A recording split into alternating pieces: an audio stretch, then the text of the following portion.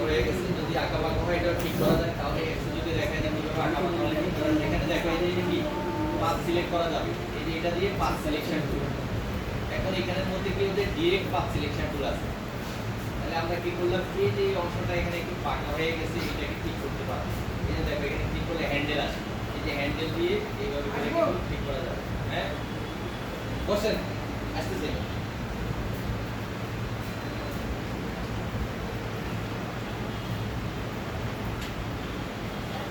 তাহলে হ্যান্ডেল দিয়ে আমরা কি করতে পারি, এটা সিলেক্ট করতে পারি। সিলেক্ট করে আমরা এটা দিয়ে এটাকে ঠিক করে দিতে পারি।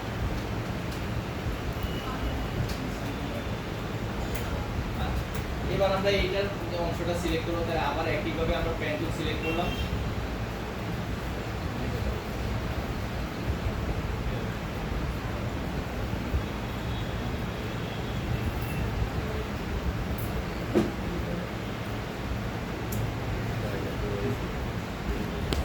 দেন দুইটা গ্লাসের অংশটা আমরা সিলেক্ট করলাম।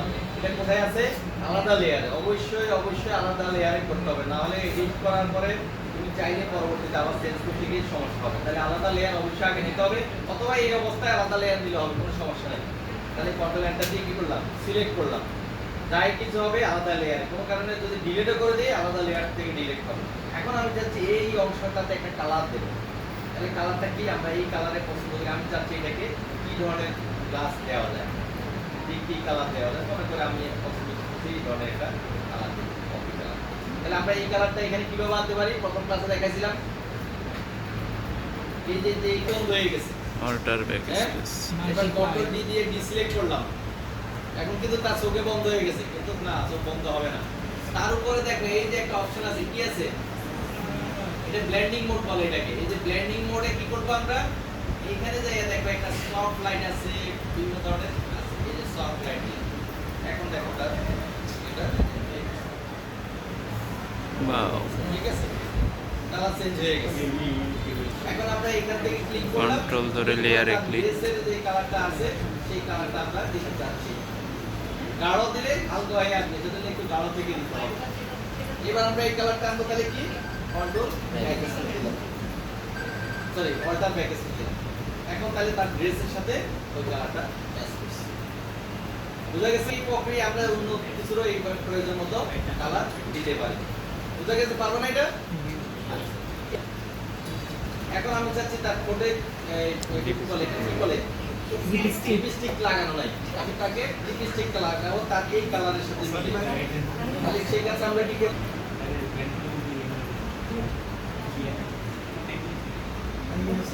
ঠিকিলন থাকবে আর নিয়ম করলাম কন্ট্রোল এন্টার দিয়ে। এখানে কিন্তু একটা কাজ করতে হবে, ক্লাসের ক্ষেত্রে আমরা সেটা করি নাই, কিন্তু এখানে একটা করতে হবে কি, ফেদার। ওই যে আমরা কত ক্লাসে শিখলাম ফেদার, চারদিকে যে স্মুথলি করে নেই, সেজন্য অবশ্যই অবশ্যই ফেদার করতে হবে। তাহলে ফেদার কিভাবে পাবো, কন্ট্রোল অল্টার ডি দিলে ফেদার আসবে। তাহলে এখানে কত আছে, 5, আমরা এখানে 5 দেব, এখানে 2 দেব, 2 দিলাম। তাতে কি হবে, পাঁচগুলোকে স্মুথ করে নেবে।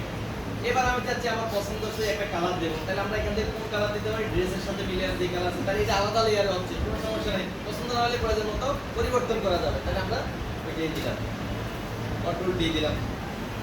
এইভাবে দেখা যাচ্ছে। তাহলে আমরা কোথায় যাবো এবার, ব্লেন্ডিং মোডে দিকে সফট লাইট দিলাম, ঠিক আছে। ও ইস রে